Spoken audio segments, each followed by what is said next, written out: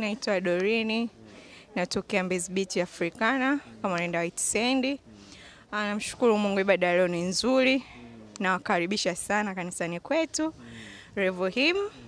Kuna uponyaji, kuna kila design, yani wewe mwenye matatizo njoo utapona.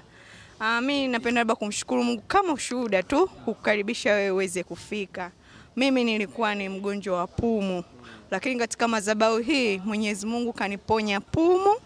Imani iliyokuepo na matendo ya hapa makuu, nimeweza kupona pumu. Ninavyokuambia situmia aina yoyote ya dawa inayoitwa yoyote ile ya pumu wala hair, yani niko vizuri kabisa. Namshukuru sana Mwenyezi Mungu.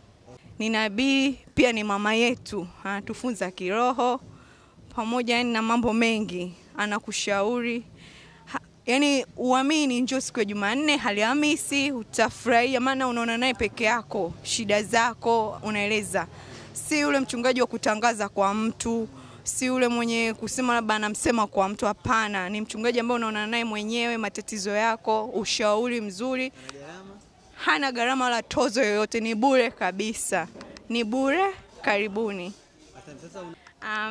Mimi sina muda sana. Nilikuja huku, ilikuwa ni mwezi wa 8. Nilikuwa Arusha, mara kwanza kuja kusali hapa ilikuwa mwezi wa 8, kuja kumsalimia mama. Ndio nikaja kwenye hii madhabahu. Ndio nilikuwa na changamoto nyingi, lakini Mungu kanisaidia, kanitendea. Taarifa za Maria hapa nilipata kwa mama yangu. Akaniambia njoo, kuna mchungaji anaitwa Nabii Olivia, atakusaidia matatizo yako. Kweli nilitoka Arusha, nilikuja na uwezi amini nimepona pumu. Yani ninachomshukuru sana Mungu ni hicho, nilipona pumu.